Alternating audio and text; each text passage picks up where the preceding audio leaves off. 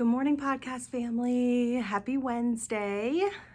If you are tuning in today for the first time, welcome to Podcast Pocket Full of Sunshine. You have picked a great day to tune in. I am reading a loyal listener's story today.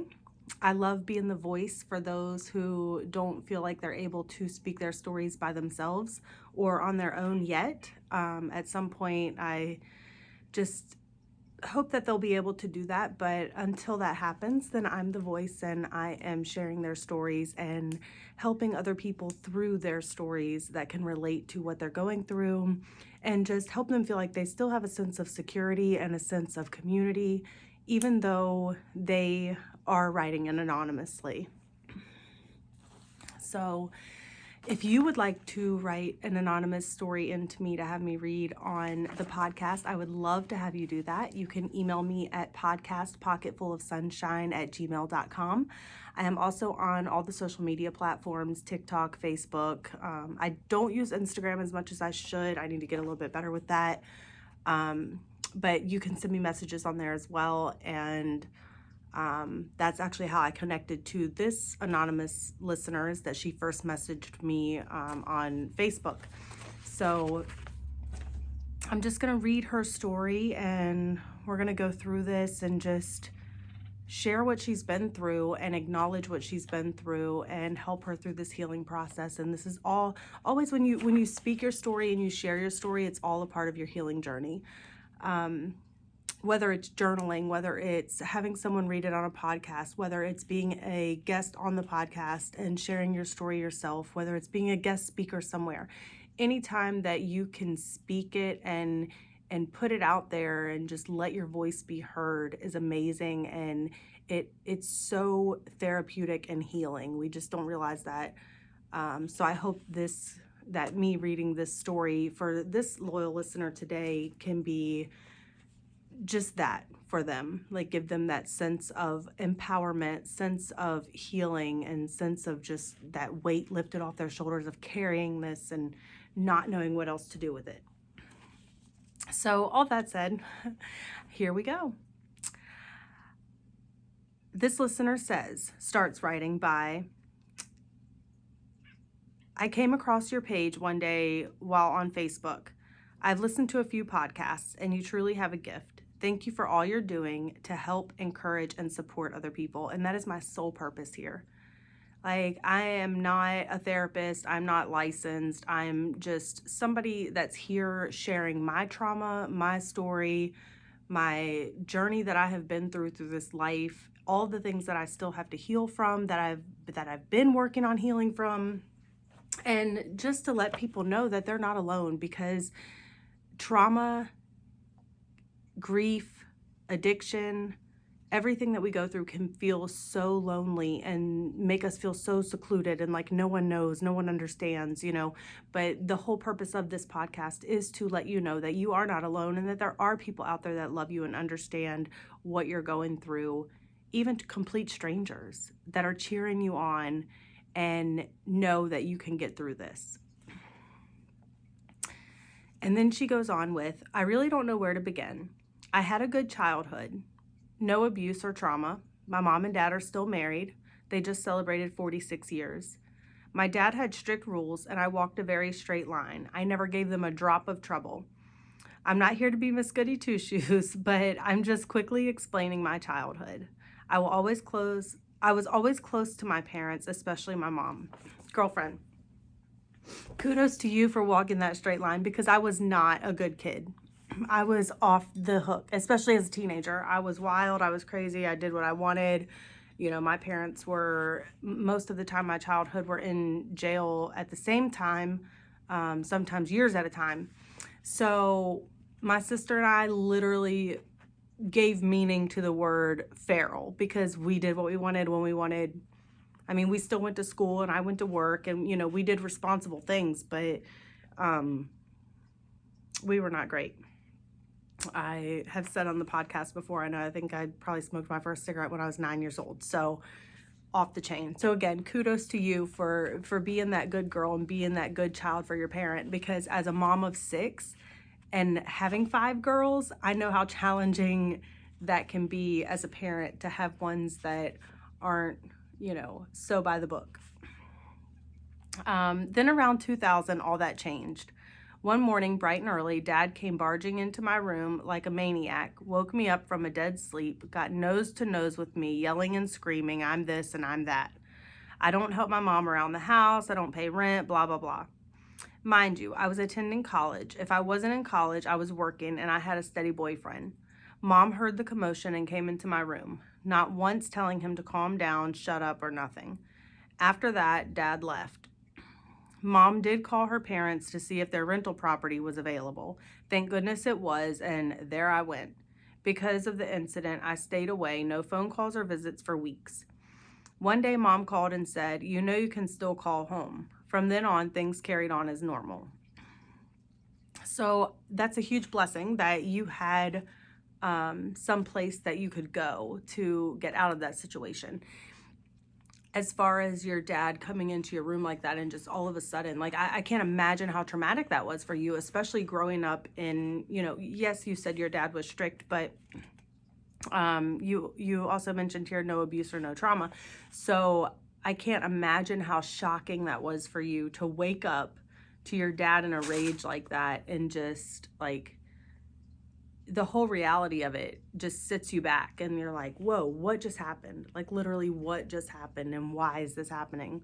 Like, I've never seen this person before. So then it's like you start to realize that the person you knew and the person you loved, there's more to them than that. There's somebody different, and what do you do with that? It's not something we can control. We can't ever control what other people say or what other people do. But especially when we have an image of someone and we look up to them, we respect them, that's our parent, we love them with everything in us. And then we see this totally different side of them, and it really alters our perception. So from that point on, you look at this person totally different. You're never going to see that same person you saw before you saw this maniac, this rage, this anger that you've never experienced before. So I apologize, or, I can't say I apologize because you can't apologize for somebody else's actions, but I am very sorry that you had to experience that. And that kind of shock and trauma takes a long time to overcome. And I mean, clearly through your story, you're still dealing with it. So I just want you to know that you're not responsible for the way someone acts. You're not responsible for someone else's behavior. But you're doing a great job, like, holding your boundaries now, and you moved immediately, which was a huge boundary. And people treat us how they know that will allow them to treat us, right?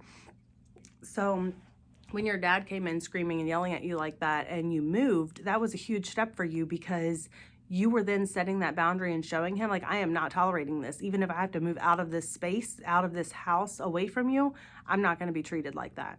So I am proud of you for that, especially at such a young age. And then you go on to say, I'm sorry, like nothing ever happened. Okay. Then came 2014, and my small family made a trip to college football game in mid-October, and my mom agreed to keep our puppy for the weekend. Once we returned, my dad again went on a tangent about how I'm this and I'm that and I'm the other. It got real bad.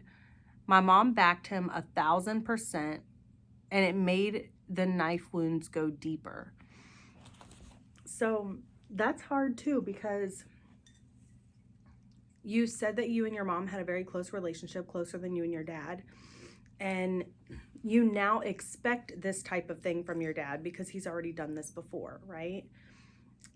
But you're not expecting this from your mom, because our moms are our protectors. They're the ones that take care of us. They always have our backs, everything. But then also we have that fine line of marriage, right?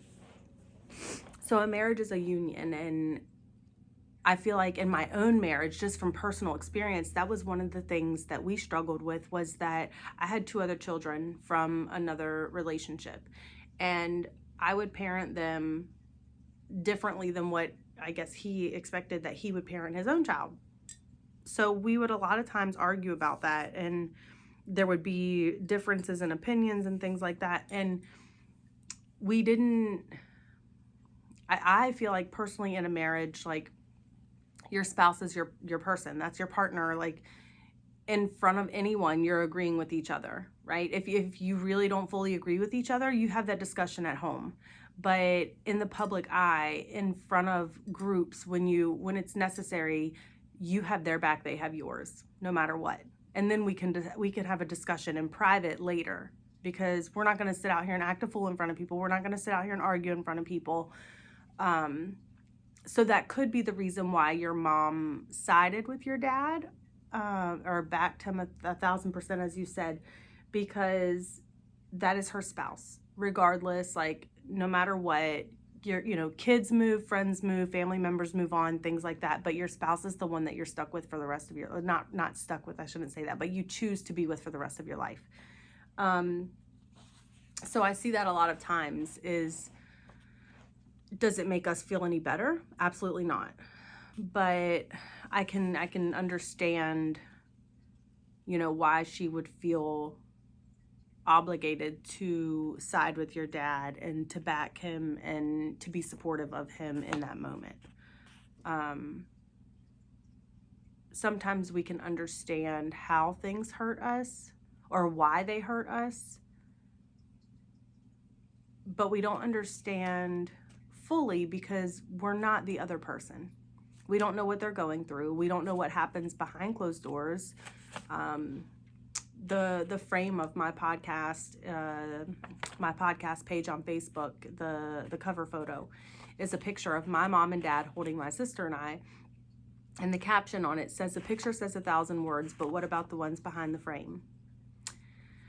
And that really, really, I think, applies to this part of your story, because we looked like this perfect family to the public eye. Like, my parents, were Barbara and Neil. Everybody, thought the world of them. But behind closed doors, it was totally different. It was abuse. It was toxicity. It was, addiction, everything you can think of. So sometimes we don't really understand. We take the brunt of someone else's trauma. And that's really hard to understand and to work through.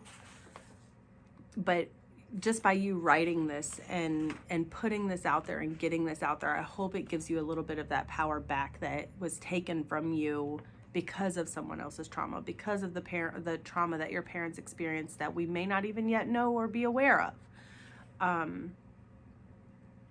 So I'm sorry again that you had to go through that and experience that.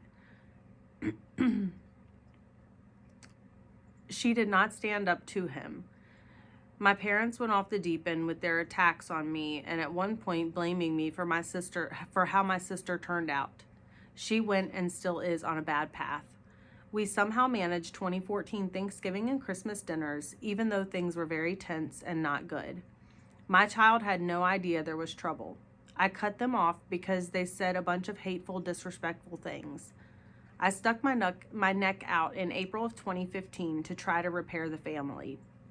No apologies from my dad and no apologies from my mom.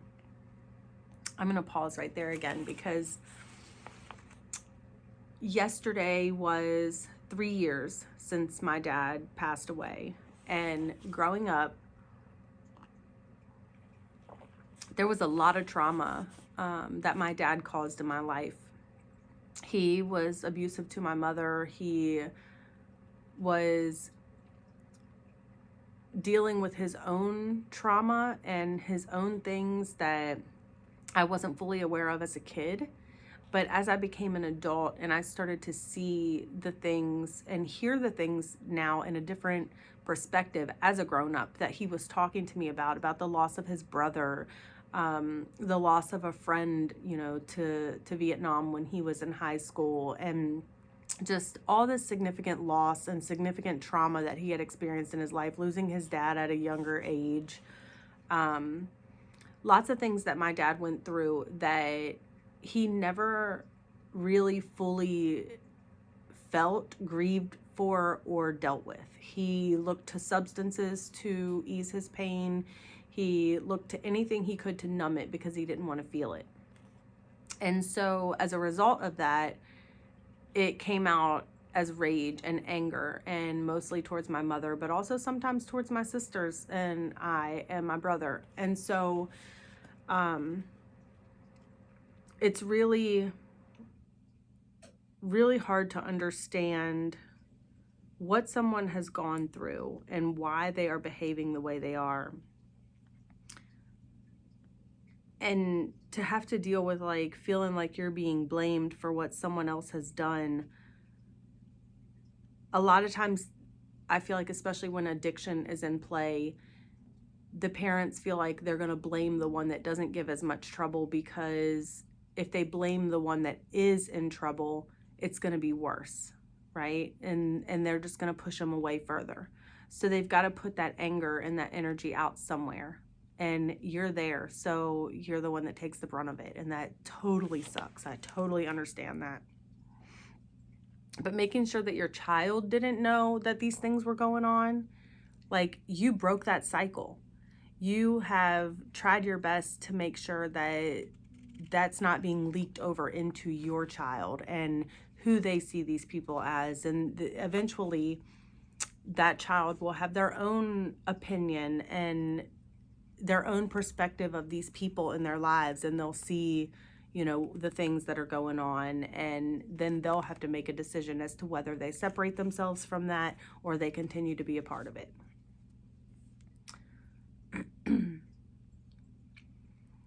We move forward, but the closeness is gone and it's not coming back. We all do the holidays and birthdays together, etc. In late 2015, we started our 3-year battle with DSS to try to save my sister's baby. This was a super stressful time on our family. I stayed strong from day one that baby should not be returned back to my sister. My mom and dad didn't want to make my sister mad, and were going to say that she was fit to have the baby, even though we knew his life would be in danger if he went back to my sister. I was livid, but maintained my stance, and there was a big blowout family fight. Mom and I are still close through all of this. Then in late 2023, my parents shared that they're moving. Initially, my mom wanted somewhere close. Our county is just too expensive for them. I understand, but now they're moving 10 hours away. They're getting up there in age. This doesn't make sense. I had a heart-to-heart over the summer and asked a hard question: what happens when one of them passes? My dad's response was, "Do you want me to send you my ashes?" My response was no. And then there was a silence. And then I said, "Dad, you could die before us." I was trying to have an adult conversation, and this is what happened. My mom was shook and stated with tear-filled eyes that he can't die first. Their finances super scare me. So this is always a hard conversation, talking about death. I remember having to talk about this with my dad when he passed away, before he passed away. Like, what are your final wishes? What do you want? You know, do you have assets? We had to figure out, you know, everything that he had, which was also hard because he had dementia and Alzheimer's, and half the time he would tell me stuff, and then the next thing you know, he's changing the story, so I didn't know what to believe, what not to believe. He didn't know, you know, half the time what he was doing, if he was coming or going, whatever. So it's super stressful to have to talk about life and death with family, especially parents and children. That's incredibly hard, especially when your relationship is already having some challenges and you're still just trying to push through it and help them make the best decision for them and for your family. So they continued to be distant and give me the cold shoulder, even though on many occasions I've gently asked questions or kept saying I want to stay in contact. I got up the nerve to ask my mom to lunch on September the 20th. I had to write out my feelings because my brain is mush, and I wanted to be sure to cover a few points that I wanted to talk to her about. I thought since Mom and I were close that we could have an adult conversation, but boy, was I wrong. Early on, I gently mentioned finances and she just blew up. So that tells me that maybe there are some financial struggles. Maybe she is unsure about this move or, the future or what it holds or what have you. But again, that goes back to that's her spouse and she's going to do, what her spouse thinks is right for them at the time. So she cussed me and said she was going to leave because she was being attacked. She said I haven't been a good daughter and that people know about me. The fight moved outside where I blocked her driver's door. Yes, I sure did. So we could continue talking.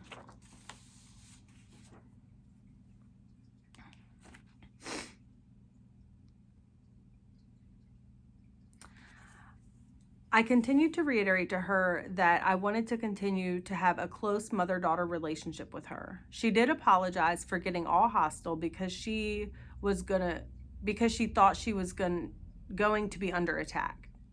So we hugged a couple of times, and I sent her a text on the 22nd, a couple of days later, stating how my son did in his sports game on Saturday. Nothing. Still nothing. Friday, October 4th, will mark 2 weeks with no contact. She has changed, and I'm so torn and so hurt. I had many memories last weekend where I wanted to reach out, but I didn't because I wanted her to reach out. So I know I matter. And I'm going to pause there again because that's a huge statement right there. And I'm going to read it again. I wanted to reach out, but I didn't because I wanted her to reach out so that I know I matter. We do that so much in our lives. We put our worth on someone else's opinion, someone else's actions. And I was so guilty of that for so many years. I'm not texting them first. The phone works both ways. If they wanted to, they would. This, that, and the other. And that literally got me nowhere except for in this deep, deep place where I felt like I wasn't enough. I wasn't enough for them because if I was, they would want to reach out to me, right? And then I had to spend some time by myself to realize that I'm enough for me. Like, I take myself on dates now. I go out to dinner by myself. I'll go to a movie by myself. Like, all of this stuff because I had to break that cycle of trying to rely on someone else's actions to feel worthy. So now if I'm vested and I'm reaching out to someone consistently and they're not reaching out to me, that doesn't bother me because I'm doing my part by being that good human that I am and letting them know, hey, I'm thinking about you today. If they respond, fine. If they don't, fine. At least they know when they read that text message that I was thinking about them. I'm making the attempt to reach out to them. What they do next, that's completely up to them. And if they want to respond to me, great. And if not, great. I'm going to keep on keeping on. That's all we can do. I know it hurts and I know it sucks, especially when it's a parent and you really want to have that relationship with them and they continue to show you that they don't want the same things. So sometimes they need time, sometimes they just need space. So just try to be patient and don't feel like you can't reach out or you shouldn't reach out.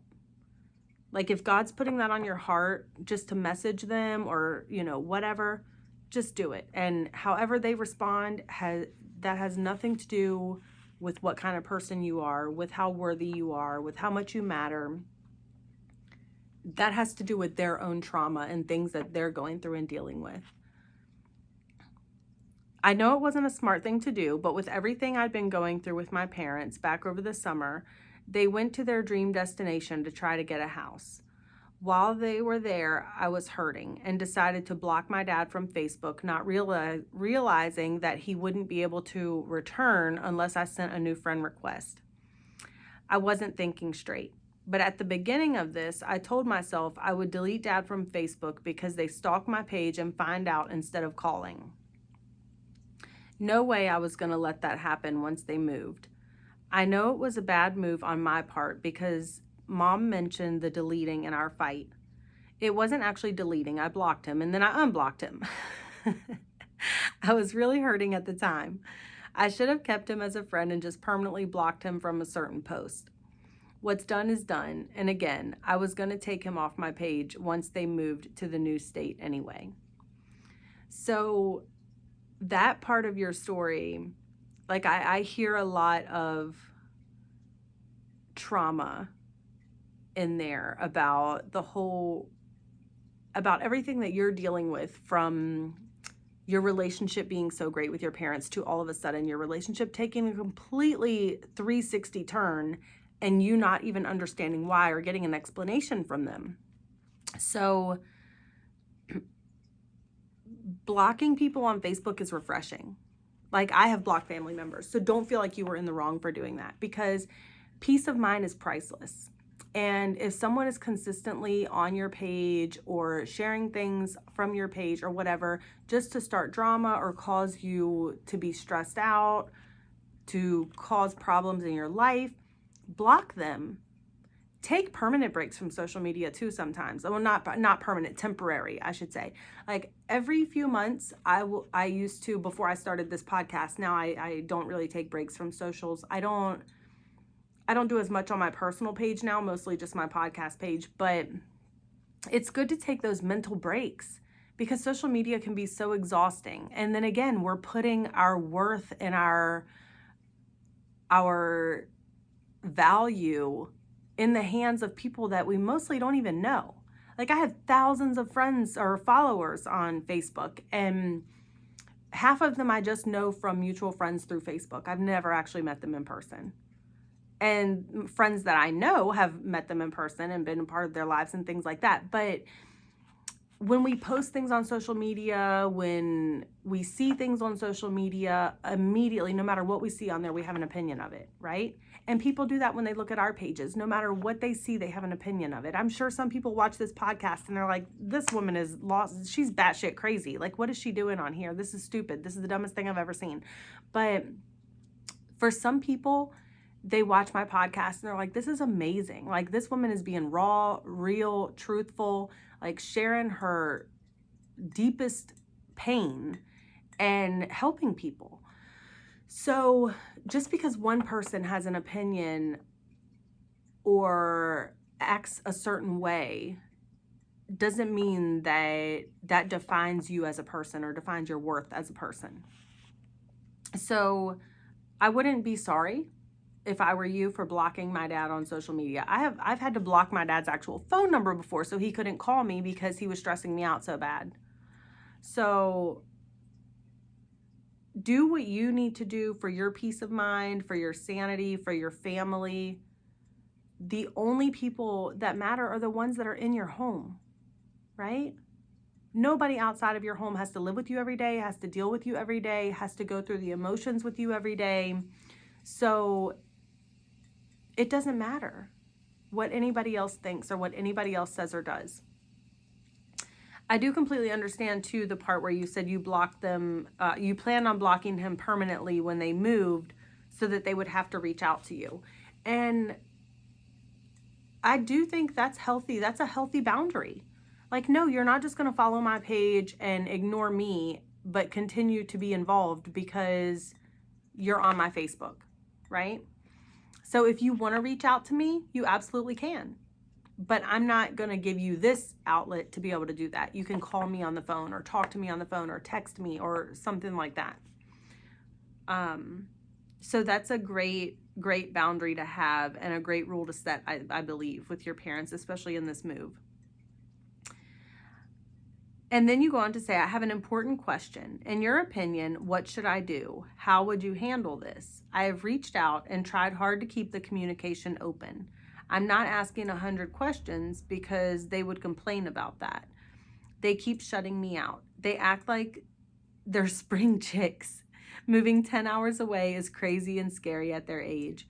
There are no extra finances to visit often. Like this very well could be it. I feel so much better after the talk on the 20th, even though it led to her blow up. I know she's under tremendous amount of stress. They're moving so far away with no money to visit often, and they don't have the technology to do video calls. I don't want to purchase the video call equipment with the way that they are currently acting, because then they wouldn't use it. Please help. Thank you so much for your time. It helped writing all of this out, and I look forward to hearing your feedback. Much love, and continue being awesome. Thank you so much for that last line.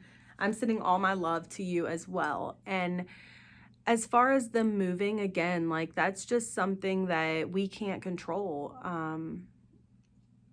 I know it's scary. Any kind of big life changes are very scary for us, but they're adults. And if they decide to make this move, knowing their financial situation, knowing, their age, their health, things like that, then let them do it. Let them do it. As far as not being able to see them as often, maybe this is their way of just trying to distance. Maybe this is another way that they're trying to distance without hurting you as bad, so to speak. And I feel like that sounds horrible now that I just said it out loud, but not that it's anything against you. Like, I truly, truly think that there are some things that your parents are dealing with, trauma that they have that's unresolved, maybe even marital issues that they have that are unresolved, where they're trying to repair too many things at once, or not able to repair all of these things at once. So they need to find this balance. And maybe this move is that balance for them. Maybe they move, maybe they start to repair things, maybe they start to heal the things that they're dealing with, the trauma that they're going through, and then maybe they start to reach out more. I would not jump the gun and offer to buy video equipment for them, because again, if they don't know how to use it, they probably won't. If they're already feeling some type of way and limiting interaction with you anyway, then they're probably going to continue to do that for a little bit. But I still think it's worth writing them, even if it's a text message or a card, just saying, hey, thinking of you guys. You don't have to get anything back, but at least you're still showing them that regardless of what's happened, regardless of what's going on, you're still thinking about them, and you still love them, and you still care about them, even if that has to be from a distance. And this distance might be good for all of you. As scary as it is for you, knowing that your parents are older and, they're not financially stable and they're moving so far away, it's also, I think, going to be a good separation for you for a while, because then you're not going to be wondering, like, they're so close to me and they still don't reach out and things like that. Well, now they're 10 hours away, so they're not going to show up all the time. So it might help you a little bit through your healing process and your healing journey. So I would just give it time. I would reach out and not expect anything back. That's the biggest thing, I think, here. The biggest takeaway is don't expect them to write you back, because you already know they probably won't. You did write me in a little bit this week and say that they did send your husband a birthday card, which is great, but also at the same time, why are they sending your husband a birthday card if they're not reaching out to you, right? That's frustrating. That's annoying. Like, what? Now are they trying to build a wedge in your marriage? So I would definitely just welcome the distance, welcome the opportunity just to have a little bit of a break from them. Mentally take a break as well. Like, completely disconnect yourself from it and say, that's not my circus. That's not my problem. They're doing what they want to do as adults, and whatever happens, they're going to have to deal with it. just try to focus on your family, your immediate circle, and again, just reaching out if you feel like you need to. And whether that's a phone call, whether that's a text message, whether that's a card in the mail, you've done your part. And if they don't want to, that's something that they have to live with in their conscience.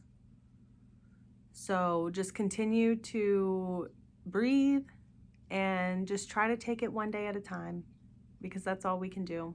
And focus on your actions and your control. Focus on the controllables. I always say that. Focus on what you can control and what you can do, and not anybody else. Not what they say, not what they do, not what they don't do. Just solely you. And it's so freeing and it's so healing. So I hope this has helped you, anonymous listener, with me reading your story today and giving you a little bit of opinion from my perspective and my standpoint of my trauma that I can relate to yours. So I thank you again for writing into me, and I look forward to continuing to keep touch with you and build this friendship and relationship with you. And I just continue to pray every day that things start to work out and turn the page, and you all can rebuild at least some type of relationship in the future. So again, if you all want to write into me, you can write into me at podcastpocketfulofsunshine@gmail.com. I look forward to hearing from you and hearing your stories, and I will see you all next week, where I believe I have a listener that will be on the show with me next week. I'm just trying to finalize some details on that. So stay tuned, and I'll talk to you guys soon. Love you guys. Bye.